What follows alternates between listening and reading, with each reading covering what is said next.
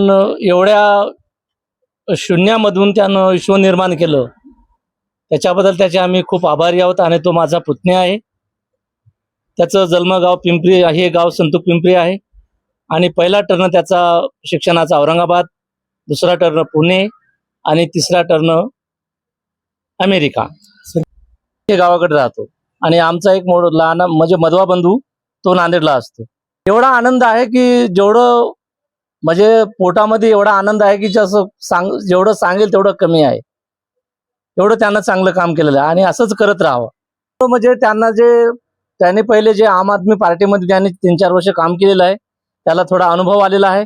आणि त्याच्यामध्ये सरन्यायाधीश यांनी थोडं उल्लंघन म्हणजे अलग शब्दामध्ये केलं, थोडी हेळणासारखं झाल्यासारखं वाटतं दलित समाजाला.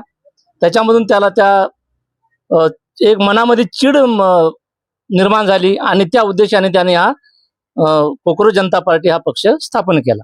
पण तो माझ्या गावातलेच नाही किंवा अनेक इतर महाराष्ट्रामधले जेवढी बी तरुण पिढी आहे, आज 40 लाख फॉलोअर्स म्हणजे काय कमी नाहीत.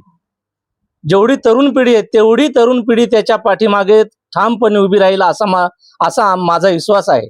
कारण त्याला तेवढी बुद्धी आहे आणि त्यानं खरंच तो राजकारणामध्ये जर उतरला तर नक्की मी 100% सांगतो की ते 10-15 MLA आल्याशिवाय त्याचे राहणार नाहीत. एवढं नक्की. त्याने मला तर वाटतं त्यानं सरळ आता MLAच्या निवडणुकीसाठी उभं राहावं बस. आणि तिकीट देऊन मान्यता जर भेटली तर लगेच त्यांनी MLA म्हणजे आमदारकीला उभे करावे कॅन्डिडेट.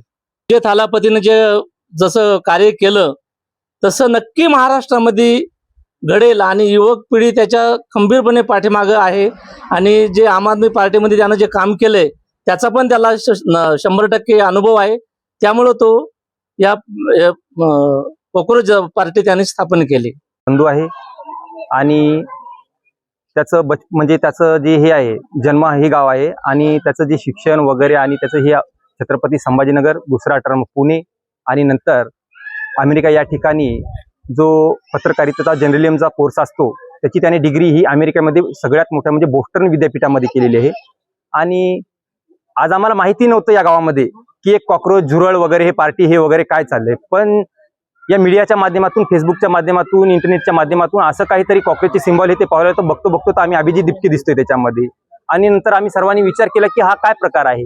तर त्याच्यामध्ये त्यांनी लिहिलेलं होतं की जो भारताचे सरन्यायाधीश सूर्यकांत साहेबांनी एक युवा पिढीसाठी एक वक्तव्य केलं की इथली जी युवा पिढी आहे ते सुशिक्षित बेरोजगार आहेत, एका झुरळासारखे आहेत असं, आणि ते आळशी आहेत, क्रेझी आहे, काय असं वक्तव्य केलं. तर अभिजित हा म्हणजे एकदम हुशार शिक्षणामध्ये पहिलेपासून असल्यामुळे आणि त्याने त्याचा विचार केला की भारताचा सरन्यायाधीश या युवा पिढीला असं का बोलतोय.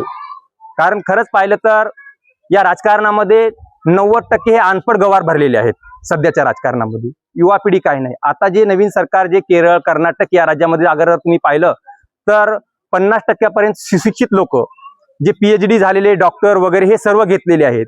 आणि म्हणजे कुठेतरी मोदी साहेबांच्या याच्यामुळे सूर्यकांत साहेबांनी असं वक्तव्य केलेलं असेल. आताच काल गेले मेलडी चॉकलेट वगैरे वाटतायत, काय करतायत. पण या युवा पिढीकडे कोण पाहणार, काय नाही. पेट्रोलचे हे गाड्यामध्ये लागणं, लाईनीला लागणं हे ते या विषयावर कुणीही नाही. फक्त एकच चर्चा चालली आहे भारतामध्ये, भारतीय पूर्ण कॉक्रोच पार्टी काय आहे. आणि भविष्यात असं वाटतंय की जर या पार्टीला मान्यता वगैरे जर आली तर संपूर्ण भारतीयांनी अभिजित दिपकेच्या पाठीमागे राहावं आणि आम्ही तर ठामपणे राहणार म्हणजे राहणार. अशीच प्रगती होत राहू ही आमची इच्छा आहे. आणि कॉक्रोच जनता पार्टी, काही लोकांना याचा पहिले आधी हसू आला, जरी सोशल मीडियावर बघलं काही लोकांना हसू आला की वाटलं काय करणारी कॉक्रोच जनता पार्टी. असं साधं सोशल मीडिया फनी जस काय फनी कॉमेडी मध्ये हे शो आणि चालू केलं. पण नंतर अवघ्या 3 दिवसात मिलियन म्हणजे लाखाच्या वरी फॉलोअर्स गेले. तेव्हा या सरकारला कळालं की कॉक्रोच जनता पार्टी ही साधी नाही, जनजीची पॉवर आहे त्यांच्याकडे.